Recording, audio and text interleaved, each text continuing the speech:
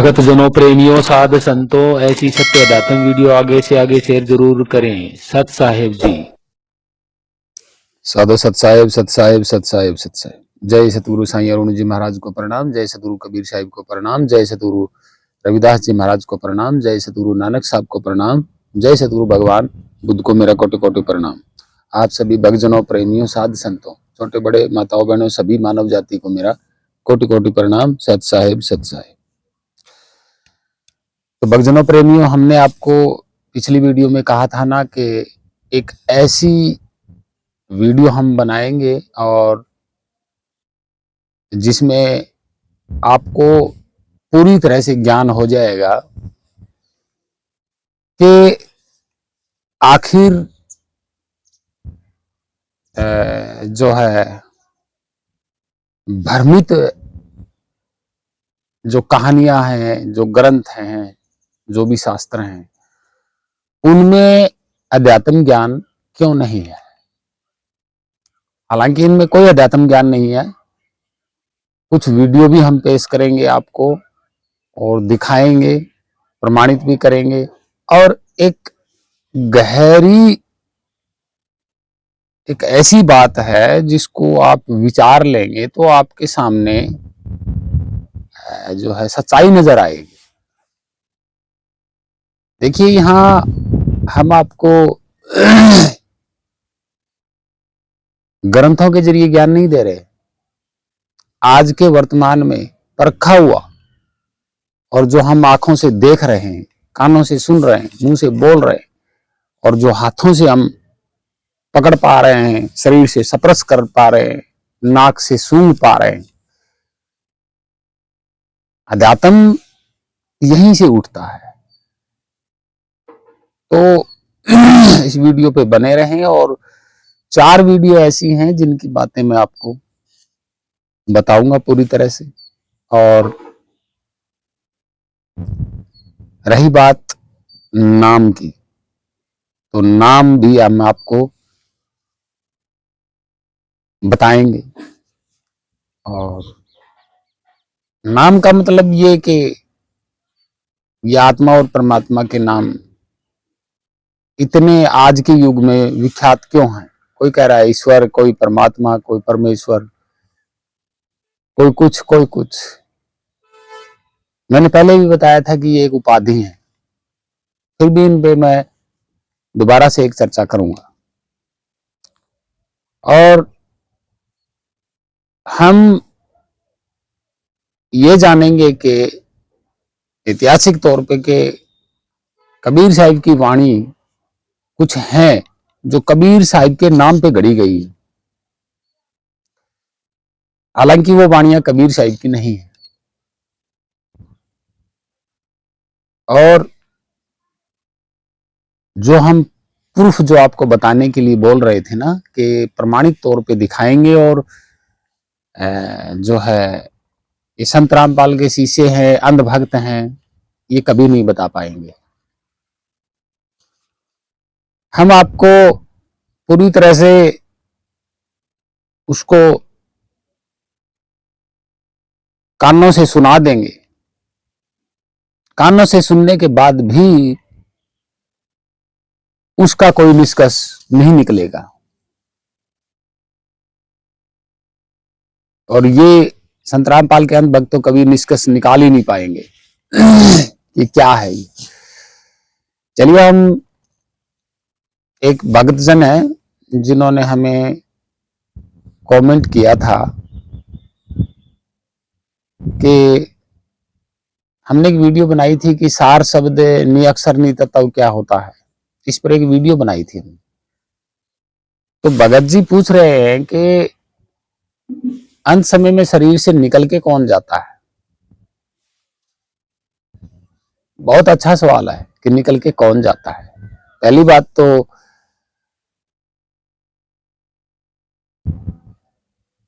ये है कि एक बार खुद को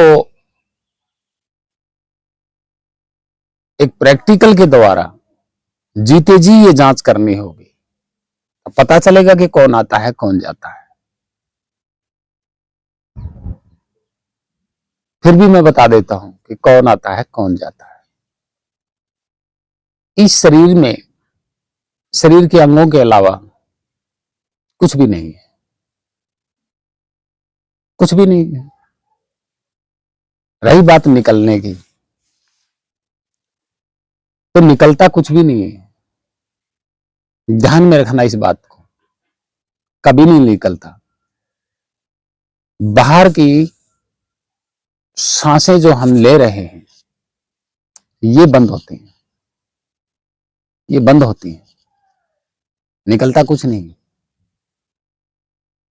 हाँ, निकलता है कुछ, तो प्राण यानी कि वायु, सांस निकलती है। जब तक शरीर में, पेट में ये नेचुरल सांस जब तक शरीर में है तब तक मृत्यु नहीं होती है, बिल्कुल नहीं होती है। निकलती है तो ये सांस ही बाहर निकलती है, इस बात को दिमाग में रखना। और जब बाहर निकल जाती है ये सांस, तो वापसी लेने के लिए शरीर की हिम्मत नहीं होती है, इसलिए वो मृत घोषित हो जाता है। तो बाहर जो निकलता है वो सांस निकलती है, इसके अलावा कुछ नहीं निकलता। और बताया ना कि मैंने पहले भी बताया था कि ये शरीर जो है प्रकृति से बना है, प्रकृति पदार्थों से बना है। तो इस शरीर में कोई भी एक चीज अगर हट जाती है तो शरीर नहीं चल पाता है।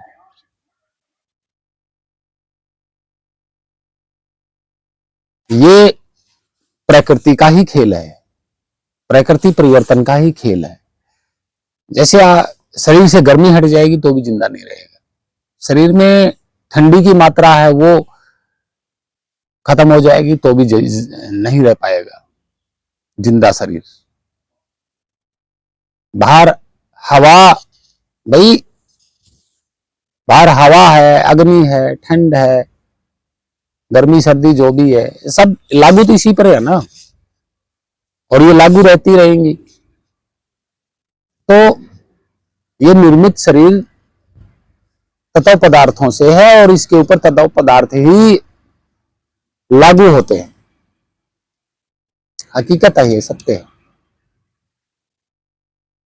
और ये शरीर इस हिसाब से बना है कि ना ही ये कोई भी चीज हो ज्यादा नहीं झेल पाता है, नहीं झेल पाता है।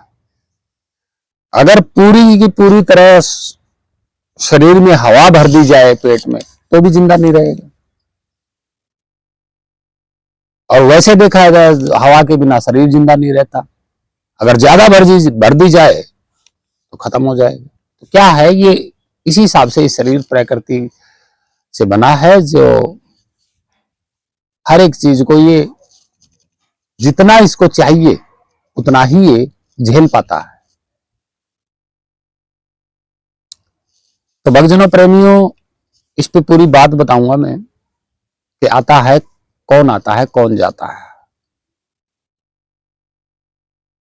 तो सबसे पहले आपको ये वीडियो देखनी होगी, 4-5 जो भी है, और इन पे मैं पूरी की पूरी बात बताऊंगा और इसी वीडियो में मैं सारा सब कुछ बताऊंगा। तो इस वीडियो को देखते रहें क्योंकि ये वीडियो, ये सत्संग आज का बड़ा अहम है और आपके जीवन में उतर जाएगा हकीकत में।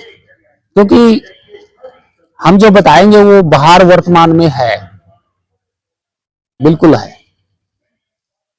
तो इस वीडियो को देखते रहें और इन वीडियो को अच्छी तरह से गौर से देखें, फिर इन पे बात करेंगे आगे। और जो चीज हम दिखाएंगे, बताएंगे, कानों से सुनाएंगे, वो भी हम आपको पेश करेंगे। और जो भगत जी का जो सवाल है कि निकल के कौन जाता है, इस पे पूरी बात बताऊंगा। तो देखते रहे इस वीडियो को। तो आप लोगों ने ये वीडियो देखी,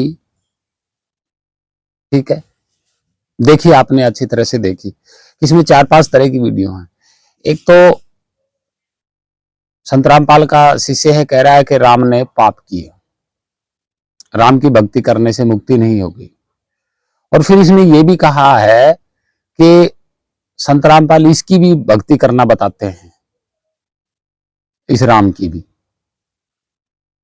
तो ये गपौड़ गाथा है, इसकी पूरी बताएंगे। दूसरा एक दोहा सुना होगा आपने कि कबीर ज्ञान सो ज्ञानड़ी, और ज्ञान सो ज्ञानड़ी, कबीर ज्ञान सो ज्ञान, जैसे गोला तोप का करता चले मैदान। तो और ज्ञान सो ज्ञानड़ी, कबीर ज्ञान सो ज्ञान, जैसे गोला तोप का चले तो करता चले मैदान। ये वाणी इस तरीके से है। तो इसमें देखिए 1526 में बाबर आया था और पानीपत पे, पानीपत की लड़ाई में उसने 1526 में जब युद्ध हुआ था, तब बाबर भारत में तोप लेके आया था और उसने वो तोप चलाई थी। अब सवाल यहां उठता है कि तोप जो नाम है वो प्रचलित हुआ था 1600 ईस्वी में, क्योंकि तोप उसने चलाई थी, लेकिन जानता कोई नहीं था कि तोप होती क्या है, क्या चला दिया ये। मान ले जब बाबर ने पानीपत की युद्ध में जब पहली बार तोप चलाई, तो वहां के लोगों को पता नहीं था कि ये क्या चला दिया, तब भी नाम उजागर नहीं हुआ था ये तोप है, नहीं। ये तो बहुत बाद में उजागर हुआ था कि तोप चली थी। तो उससे समकालीन तो कबीर साहिब थे ही नहीं, नहीं थे। 1526 में कबीर साहिब नहीं थे जब बाबर ने पानीपत में तोप चलाई। तो यहां स्पष्ट हो रहा है कि ये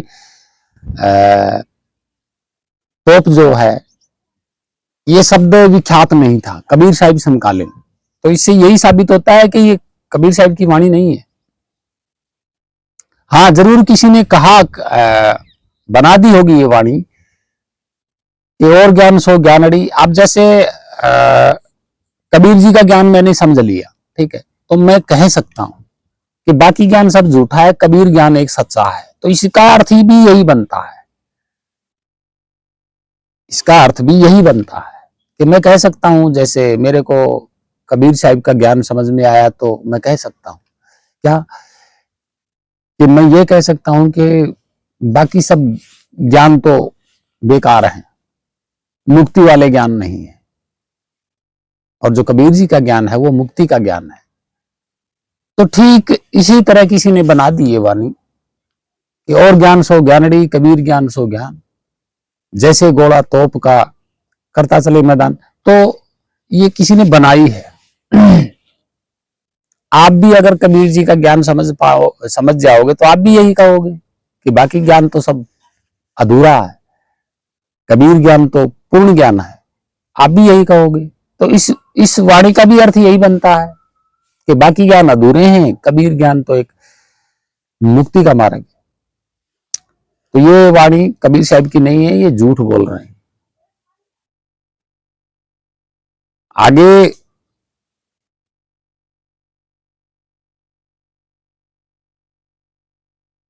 जो वेदों के लिए बोला है इसने, क्या कहा है कि आत्मा ईश्वर का अंश नहीं है, परमात्मा का अंश नहीं है, ये इसने बोला है। और बोलोगे ये अपने जान, मतलब ये ज्ञान को ही जान बोलते हैं, जान। और ये जहान जो शब्द है ये अरबी फारसी का है, ज्ञान नहीं बोला इसने, जान बोलता है। इसका मतलब क्या कि वेदों में जो शब्द है वो अरबी फारसी का है।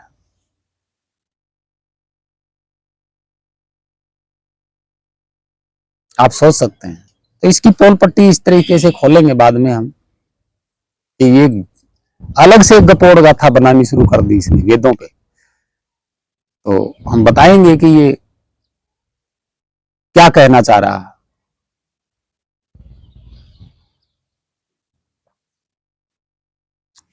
तो भक्तजनों प्रेमियों, इसने बोल तो दिया। ये क्या कह रहा है कि जब बच्चा जन्म लेता है तो एक सोने की कलम होती है, उसके मुंह पे लिखा जाता है ओम, और कानों में बोला जाता है कि तेरा नाम असली वेद है, तू वेदों पे चल, तेरा मुक्ति हो जाएगी।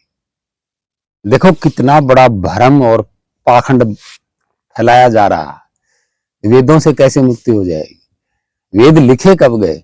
इस मूर्ख ज्ञानी को तो पहले ये सोचना चाहिए कि वेद आए कब, वेदों की भाषा कौन सी थी जब भाई वेद लिखे गए थे। ये कह रहे हैं कि परमात्मा की वाणी है। भाई इतने इतने झूठे गपोड़ी बैठे हैं कि परमात्मा ने यहाँ की हिंदी बोली है क्या, यहाँ संस्कृत बोली है क्या आके? इतने बड़े बड़े पाखंडी झूठे गपोड़ फैला रहे हैं और कह रहे हैं कि ईश्वर का अंश नहीं है आत्मा है। और फिर ये कह रहा है कि त्रेता भाव, मतलब 3 प्रकार से बोलते हैं ये। और फिर बोल रहा है कि वेद वैदिक सनातन धर्म है। अरे भाई क्यों झूठ बोल रहा है? मेरे सामने तो आ जाए एक बार अपना वेद लेके, फिर बताऊंगा मैं।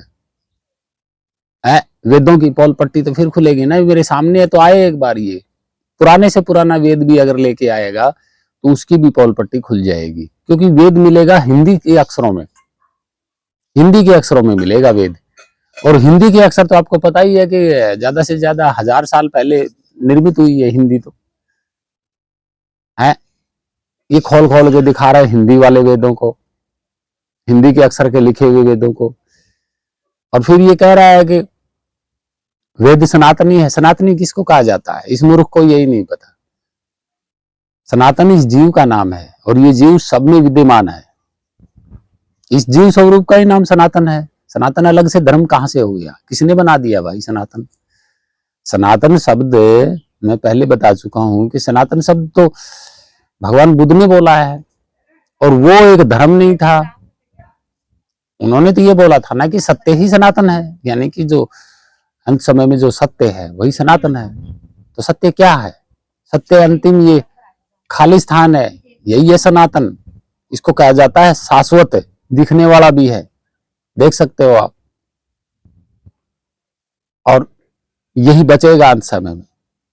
तो उन्होंने जो परम शांति प्राप्त की थी वो यही खाली स्थान ही प्राप्त किया था, अंतिम स्वरूप इसका।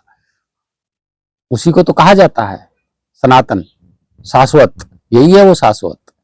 और ये मूर्ख क्या पढ़ा रहा है वेदों में? इनको ज्ञान ही नहीं है। कह रहा है कि तेरा नाम वेद है, तू वेदों पे चल, तेरी मुक्ति हो जाएगी। क्यों झूठ बोल रहा है? किसका नाम वेद है?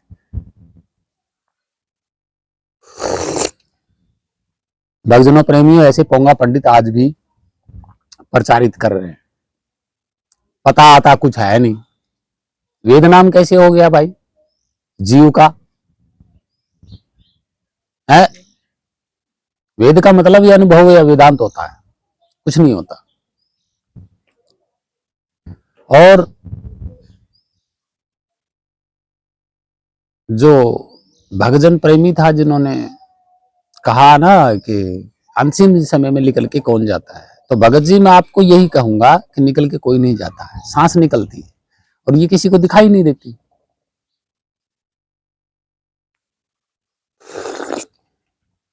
रही बात आपके स्वरूप की, तो ना आप जाते हैं ना आते हैं। इसका प्रमाणित प्रूफ भी है। क्या आप अपने मन को रोकिए, आप हिल ही नहीं पाओगे, यही प्रूफ है इसका। तो आपको पता लग जाएगा कि नहीं मैं कहीं नहीं आ रहा, कहीं नहीं जा रहा। अरे आप करके देखिए, आप आराम से बैठ जाइए ऐसे,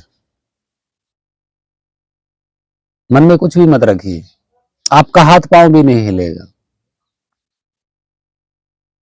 मन सांसों को चलाता है, मन के द्वारा ही सांसें चलती है, मन के द्वारा शरीर चलता है। ठीक है, अब आप मन को रोक लेंगे तो शरीर हिलेगा नहीं, जिंदा रहेगा। ये सत्य है। जिंदा क्यों रहेगा? क्योंकि आपकी फोर्स है, शरीर के पास। और जब आप मन को रोक लेंगे तो उस वक्त मन की फोर्स नहीं रहती है, तब शरीर हिल नहीं पाता है।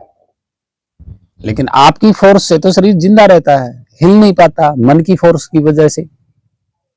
मन की फोर्स है तो शरीर हिल भी रहा है, सांस भी ले रहा है, सब कुछ है।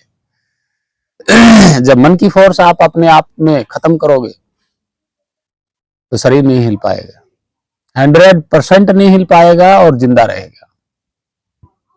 तो यहां कोई आता जाता नहीं है। आप करके देखिए, सब सत्य सामने आ जाएगा।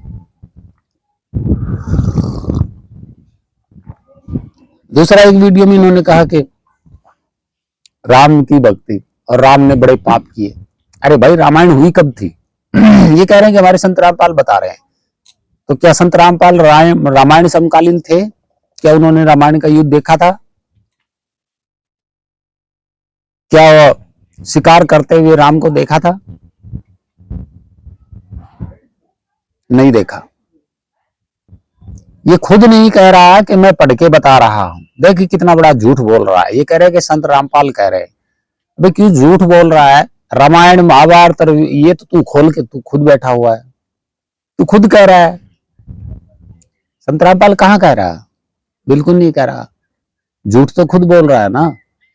भाई खुद ने रामायण खोल के दिखाई, खुद ने पुराण खोल के दिखाए, नाम ले रहा है संत रामपाल का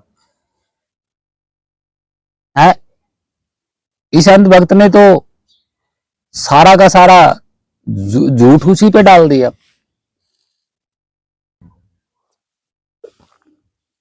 भाई मैं यहां कुछ खोल के दिखाऊंगा ग्रंथ है तो मेरा ही तो नाम होगा, मेरा ही नाम होगा। अब ये खुद ग्रंथ खोल के दिखा रहा है, नाम ले रहा है संत रामपाल का। सबसे बड़ी झूठ तो यही है। आपने वीडियो में देखा होगा, खुद गीता गोरखपुर से छपे हुए ग्रंथों को ये खुद पढ़ रहा है, खुद खोल खोल के दिखा रहा है, नाम संत रामपाल का ले रहा है। पता है नहीं कि रामायण कब हुई थी। कौन देख रहा था वहां पे शिकार करते हुए भाई?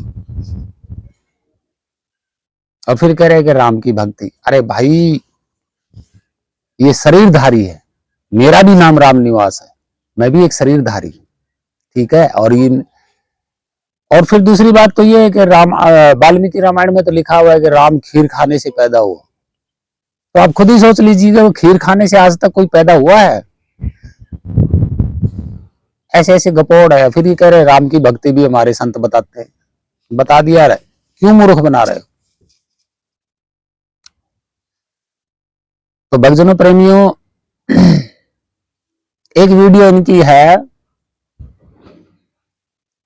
कि कृष्ण ने फलाना असुर मारा, फलाना धिमका असुर मारा, और कबीर जी ने कौन से असुर को मारा। तो इन दोनों के ही झूठ है यहाँ पे इस वीडियो में। संत रामपाल का शिष्य जो बोल रहा है उसकी भी झूठ है, और जो ये कह रहा है कृष्ण के बारे में ये भी झूठ है,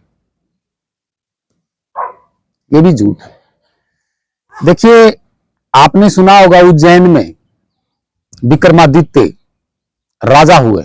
विक्रमादित्य, दित्य का ही नाम दैत्य हुआ था। तो दैत्य कोई राक्षस नहीं थे, ये भारत के मूल निवासी महान राजा थे, अच्छे राजा, सुर असुर ये भी महान व्यक्ति थे, भारत के मूल निवासी रक्षक। और इन्होंने अपभ्रंश किया राक्षस। भाई रक्षक थे वो, अपने अपने क्षेत्र की रक्षा करते थे, और जो क्षेत्र अपने अपने क्षेत्र की जो रक्षा करते थे वही क्षेत्रीय कहलाते थे। अब किसी क्षेत्र में आप रहते हो तो आप क्षेत्रीय ही कहलाओगे, चाहे उसमें 1,00,000 2,00,000 कितने भी रहें उस क्षेत्र में, वो पूरा का पूरा इलाका ही क्षेत्रीय होता है। तो इन्होंने अपभ्रंश कर करके मूर्ख बना दिया। और मूर्ख बनाया कि इन्होंने जो इन ग्रंथों में लिखा है, पढ़ पढ़ के मूर्ख बन गए। तो इनकी बातों में कुछ भी नहीं है। देखिए, अगर कृष्ण की बात आती है कि कृष्ण ने राक्षसों को मारा, तो बहुत बड़ा गलत काम किया कि भारत के मूल निवासियों को मार दिया। दैत्यों को मारा तो भी बहुत बड़ा गलत काम किया कृष्ण ने। असुरों को मारा तो भी बहुत बड़ा पाप किया कृष्ण ने। अच्छा कहां किया? कहां अच्छा किया? असुर कौन थे? दैत्य लोग कौन थे? हिडिंबा राक्षसी कौन थे? ये भारत के महान राजा थे। इतिहास पढ़िए, पता लग जाएगा। और कबीर जी ने किसको मारा? किसी को नहीं मारा, बिल्कुल नहीं मारा।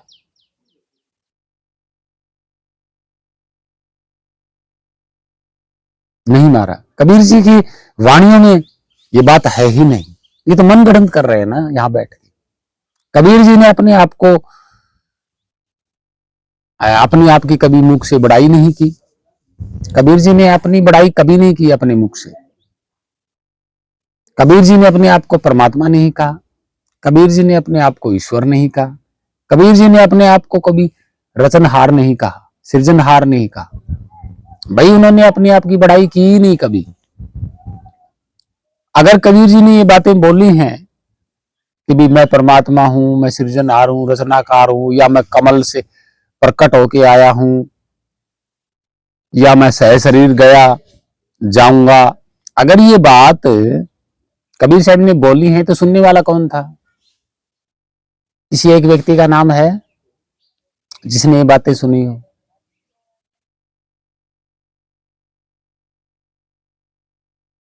तो यहां ग्रंथों के द्वारा जोड़ दिया गया, ऐसा नहीं है भक्तजनों, और ना ही कभी ऐसा हो सकता है। देखिए, कबीर जी अगर प्रकट होंगे बालक रूप में, तो बालक ही रहने चाहिए, परिवर्तन नहीं होना चाहिए, बिल्कुल नहीं होना चाहिए। परिवर्तन तो होना ही नहीं चाहिए। और फिर उठाया किसने? उठाया किसने? कोई नहीं उठा सकता। गोद में कोई उठा ही नहीं सकता हाथों से, क्योंकि परिवर्तन नहीं होगा। अब उठा लिया तो कमल के फूल से हाथों में आ जाना परिवर्तन हो गया। भाई पहले कमल के फूल पे, ठीक है, उसके बाद किसी ने गोद में उठा करके घर ले गए, तो क्या हो गया? जगह चेंज हो गई, परिवर्तन हो गया। फिर वो खेले, बड़े, कूदे, जवान हुए, तो क्या परिवर्तन नहीं हुआ? परमात्मा की स्वयं शक्ति तो कभी परिवर्तनशील है ही नहीं। फिर 120 साल तक रहे, तब भी परिवर्तन हुआ, और उसके बाद सह शरीर चले गए, तब गायब भी हो गए। ऐसा नहीं, ऐसा नहीं होता है, और ना ही हुआ है ऐसा, ऐसा कभी नहीं हुआ। और रही बात मन की, तो उन्होंने अपने मन को जान लिया था, अपने मन को पहचान लिया था कि मन क्या सारा खेल है। मारा नहीं उसको, मारा नहीं। मन जहां से प्रकट हुआ उसी में उसको लय कर दिया वापसी। मन कभी मरा है किसी का? कबीर साहब की खुद की वाणी है कि मन मरा ना माया मरी, मर मर गए शरीर, आशा तृष्णा ना मरी, कह गए दास कबीर। तो मन तो कभी मरता ही नहीं है ना। ये कह रहे हैं कि मन बड़ा राक्षस है, मार दिया, तो मन बड़ा राक्षस है किसका? भाई मन है किसका? सवाल किया जाए तो वो मन कोई अलग से बैठा हुआ है कहीं कि मन को मार दिया? ऐसे मार दिया जैसे बोल रहे हैं कि पहाड़ पे मन बैठा हुआ था और कबीर साहब ने ऐसे तीर से मार दिया। ऐसी मूर्खता वाली बात कर रहे हैं। अब ये बोल रहा है क्या इसके अंदर मन नहीं है? क्या पूरी दुनिया में जितने मनुष्य हैं सबके पास मन नहीं है? तो मन अलग थोड़ी बैठा है तो खुद का ही। ये कह रहे कि मन को मार दिया, तो फिर मन को मार दिया तो तेरे पास मन कहां से आ गया? मन तो उस वक्त खत्म हो गया था, तो आप दुनिया के पास मन कहां से आ गया? ये है गपोड़ गाथा इनकी। तो भक्तजनों प्रेमी, इनकी बातों में उलझना नहीं है। मन को मारा नहीं जा सकता, मन को लय किया जा सकता है, मन को रोका जा सकता है। मन मन मर गया तो फिर यहाँ शरीर को चलाने वाला कौन है? मन का सबके अंदर एक ही स्वरूप है, मन का भी एक ही स्वरूप, मन अलग अलग नहीं है। मन का जो स्वरूप है वो एक है सबके अंदर, और वो स्वरूप मर गया तो पूरी पूरा शरीरधारी प्राणी जो है वो मर जाएंगे, यानी कि शरीर छूट जाएंगे सबके, क्योंकि मन का स्वरूप ही एक है। सब में एक ही मन समाया हुआ है, एक ही स्वरूप समाया हुआ है। हर तरीके से मन का भी एक स्वरूप समाया हुआ है, और जो इस शरीर को जो जिंदा रखती है वो भी सब में एक स्वरूप है। तो मन को कहां मार दिया? ये एक गपोड़ गाथा है, भ्रमित करते हैं लोगों को। कबीर जी का जो असली ज्ञान है वो तो इनके समझ में आया नहीं, कभी समझ ही नहीं सकते भाई। ये ग्रंथों की बातों को ही इन्होंने लेके बैठे हुए, तरह तरह के दिखा रहे हैं, ऐसा नहीं है। तो भक्तजनों प्रेमियों, ये थी इनकी गपोड़ गाथा। और जो आगे हम दिखा रहे हैं वो हमने आपको बताया था ना, वही आपको बता रहे हैं। 2 मिनट की है, आप ध्यान से सुनना उसको, 2 मिनट तक ध्यान से सुनना, फिर हम उसकी बात करेंगे।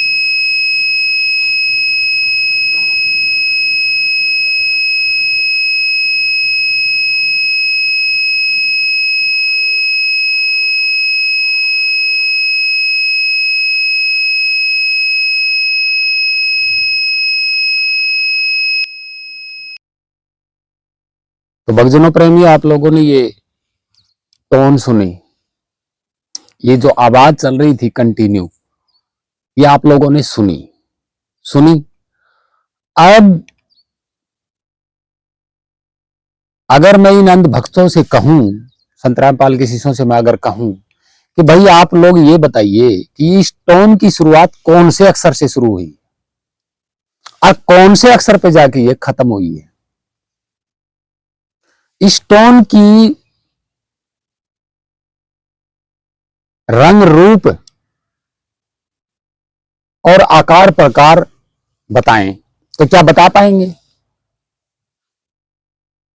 आप खुद सोच सकते हैं कि स्टोन की जो सबसे पहले जो शुरुआत हुई वो अक्षर कौन सा था, और खत्म हुई तब कौन सा अक्षर था?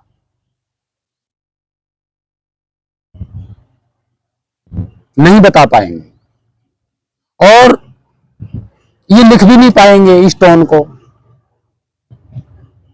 किताब पे कभी नहीं लिख पाएंगे।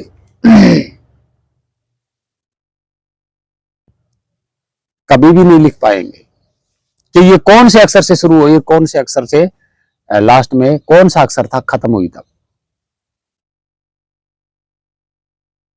कभी नहीं बता पाएंगे। इसका रंग क्या है, इसका रूप क्या है, इसकी लंबाई क्या है, इसकी चौड़ाई क्या है, कभी नहीं बता पाएंगे। और ना ही स्टोन को हाथ से पकड़ पाएंगे ये, और ना ही शरीर से अनुभव कर पाएंगे इस टोन को।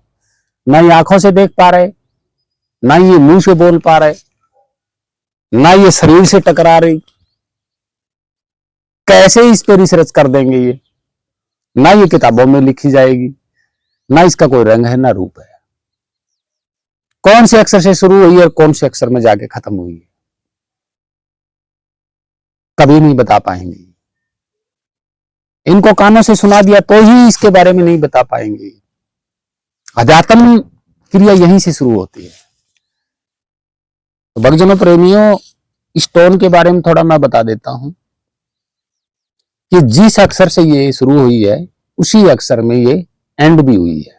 अक्षर एक ही था, लेकिन वो एक अक्षर कंटिन्यू चला।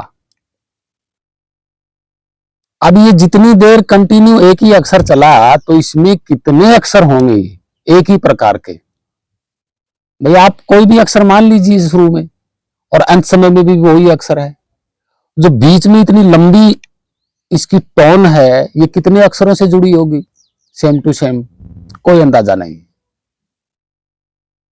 तो ये एक ही अक्षर था ना, और ये एक ही अक्षर चल रहा था अंत समय तक। अब इसका ना ही तो आप लिख पा रहे कि कौन सा अक्षर है ये, ना ही आप इसको देख पा रहे, ना इसका रंग रूप देख पा रहे। आप खाली कानों से सुन रहे हो, बाकी इसका कोई आइडिया नहीं। जब ये कानों से सुनने वाली टोन का ही आइडिया नहीं बता सकते, आत्मा और परमात्मा का आइडिया कैसे बता दिया? कैसे इन्होंने ग्रंथों का इतिहास कर लिया, देख लिया? तो ये इनके बस की बात नहीं है। जिस दिन इसके बारे में जान लेंगे उस दिन तो ये सच्चाई को जान लेंगे। ठीक इसी तरह जो शब्द स्वरूप है वो निरक्षर है, यानी कि हमारे लिखने पढ़ने से परे है, और उसकी कोई शुरुआत का कोई वो नहीं है। यानी कि हमारे स्वरूप की बात कर रहे हैं, और वो खाली है। जैसे ये टोन बिल्कुल खाली थी, इसके बीच में कुछ नहीं था, खाली यही थी, ओनली यही कंटिन्यू। तो इसमें ना धरती था, ना चंद्रमा था, ना सूर्य, तो कुछ था ही नहीं इसमें। ना रंग था, ना रूप था, कुछ भी नहीं नजर आया आपको, खाली सुन रहे थे आप तो। ठीक इसी तरह जो शब्द स्वरूप है वो एक ही अक्षर से है, और वो है नी अक्षर, नी तत्व। तो हमने जो कान से जो पकड़ी है ना टोन, ये भी आप अगर समझेंगे तो ये तत्व पदार्थ में नहीं है। तत्व पदार्थ होता तो हमें आंखों से दिखाई देता, ठीक है। आवाज तत्व पदार्थ में नहीं आती है, जरूर संसारिक होती है, लेकिन तत्व पदार्थ नहीं होती। यानी कि पकड़े जाने, हाथ से पकड़े जाने वाली नहीं होती। तो ठीक इसी तरह जो हमारा स्वरूप है वो आदि अनादि काल से एक ही अक्षर से विद्यमान है। वो नी अक्षर, नी तत्व, वो अक्षर किसी ने बनाया नहीं, और ये टोन तो हमने बनाई है। तो मैं एक समझाने की प्रक्रिया में बता रहा हूं आपको। तो जो अक्षर है वो आदि अनादि काल से है, और जो अक्षर है वही उसका नाम भी है। अब ये टोन जो आप सुन रहे थे, जो चल रही थी, यही इसका नाम है, यही इसका रूप है, यही स्वरूप है इसका, यही इसका नाम है। अब अलग से आप क्या नाम दोगे इस टोन को, धुन, टोन, जो भी, नाद, जो भी, लेकिन अपने आप में तो यही है ना, अपने आप में तो यही है जो चल रही है, यही इसका नाम है, यही स्वरूप है। ठीक इसी तरह उस सर्वव्यापी सार शब्द नियक्षर नितत्ताओं का भी जो चल रहा है वही इसका नाम भी है, और उसको जानना है सुरती के जरिए, कानों के जरिए नहीं, सुरती के जरिए, मुंह के जरिए नहीं, मन के जरिए नहीं, सुरती के जरिए। तब आपको पता चलेगा कि हाँ यही इसका नाम है, यही इसका रूप है, वही सर्वव्यापी अविनाशी है, और वो आप ही का है और किसी का है नहीं। तो भक्तजनों प्रेमियों, ये कभी नहीं बता पाएंगे। अब रही नाम की बात, तो आपको पता है इस धरती पे कितनी भाषाएं जन्म ले चुकी हैं और कितनी भाषाएं खत्म हो चुकी हैं। उदाहरण के तौर पर मैं बताता हूं, सबसे पहले मनुष्य आया, मनुष्य से पहले तो नहीं हो सकती कोई भाषा, नहीं, मनुष्य के बाद ही सारी भाषा हुई है। तो मनुष्य ने तो हर नाम को जन्म दिया है, हर भाषा को जन्म दिया है। तो जन्म देने और लेने वाली चीज तो अविनाशी का नाम या अविनाशी की कोई मैचिंग में नहीं होता है, ये तो आप भी सोच सकते हैं। अब सिंधु घाटी सभ्यता है, आपने देखा भी होगा, जाके देख लीजिएगा, इतना बड़ा शहर, इतनी बड़ी टेक्नोलॉजी, वहां पर भी भाषा थी जो उन्होंने बनाई थी, लिपि, अक्षर, वो आज लुप्त है, खत्म हो गई। वो 4000 वर्ष पहले की भाषा थी, आज खत्म है, आज कोई नहीं पढ़ पा रहा उसको, कोई पढ़ ही नहीं सकता। तो ठीक इसी तरह जब मनुष्य विकसित हुआ, विकासशील जब हुआ धरती पर, तो न जाने कितनी सभ्यताएं मिटी, कितनी भाषाएं मिटी हैं, कितने नाम मिटे हैं। तो हिंदी और संस्कृत के अक्षरों वालों को इन्होंने नाम कैसे अमर कर दिए भाई, क्या पता 5000 साल बाद में ये हिंदी रहे ना। तो नाम जो है ये बनाए गए हैं, एक उपाधियां हैं, ये कभी उसके नाम नहीं है, वो स्वयं ही अपने आप में एक नाम है। ठीक है, वो मुख से बोलने जाने वाला नहीं है, उस पर किसी प्रकार का रिसर्च नहीं किया जा सकता, उसको जान सकते हो आप, उसकी लंबाई, चौड़ाई, आकार, प्रकार, रंग, रूप का कोई भेद नहीं है। ठीक इसी तरह जैसे मैंने ये टोन सुनाई, इसका भी कोई भेद नहीं है, एक समझाने के तौर पे। तो अब इन्होंने जो नाम बताए हैं, जो अक्षर बताए हैं, जो जाप करने के लिए बोल रहे हैं भाई, वो अविनाशी के नहीं है, वो तो पैदा किए हुए हैं, जन्म हुआ है उनका, तो वो स्वयं में अपने आप में ही है, आदि अनादि काल से वो नाम। तो कितना अंतर है भाई इनके नामों में और उसके स्वरूप के नाम में, बहुत अंतर है, ये जानते ही नहीं, और ये गपोड़ गाथा ग्रंथों की गाते रहते हैं। तो भक्तजनों प्रेमियों, ये थी वो अहम वीडियो। आप तर्क वितर्क विचार पूरी तरह से आप छानबीन कर सकते हैं कि भाषा पहले आई या मनुष्य बाद में आया, या मनुष्य पहले आया या भाषा बाद में आई। भाषा तो बाद में आई है, तो नाम तो बाद में ही बनने शुरू होंगे। देखा उसको है नहीं, क्योंकि वो भाई आपका स्वरूप देखा ही नहीं जा सकता, वो अधरवास में है, आदि अनादि काल से एक जगह पे है, ये खाली स्थान एक जगह पे है, ये खाली स्थान इधर उधर कभी नहीं जाता। इसका अंतिम जो स्वरूप है वही आपका भी स्वरूप है। रही बात मन, मन एक फोर्स है, किसकी? आपकी, जो इस शरीर को चला रहा है। जब आप मन को रोक लेंगे तब भी जिंदा रहेंगे, तब आपकी खुद की फोर्स इसको जिंदा रखेगी, शरीर को। तो मन को रोकना होता है, और मन जब तक नहीं रुकेगा, जब तक आप संसार की चीजों को अंदर ग्रहण करते रहोगे, मन कभी नहीं रुकेगा। तो भक्तजनों प्रेमियों, ये थी वीडियो। आप रिसर्च करिएगा संसार में कि कौन सी चीज बनी थी, बिगड़ी थी, कितनी बन चुकी हैं, बिगड़ चुकी हैं, सब सच्चाई सामने आ जाएगी। और इन पोंगा पंडित विद्वानों के चक्कर में ना पड़े। सत्साहिब आप सभी को प्रणाम, भक्तजनों, साधु संतों सभी को प्रणाम, सभी महान संतों को प्रणाम, सत्साहिब पूरी मानव जाति को प्रणाम। और इस वीडियो को आगे से आगे शेयर जरूर करें, और कोई सवाल मन में प्रश्न है तो जरूर लिखें, और सत्य मार्ग पे जरूर चलें, क्योंकि सब में आपका स्वरूप सब में विद्यमान है। तो भक्तजनों प्रेमियों, भ्रमित ना हों और भ्रमित होने से बचें, और कोई भी चीज पढ़ने और देखने से पहले विचार जरूर करें, उसका इतिहास जरूर जानें। बस मेरा यही कहना है। तो आप सभी को प्रणाम। सत साहिब, सत साहिब, सत साहिब, सत साहिब।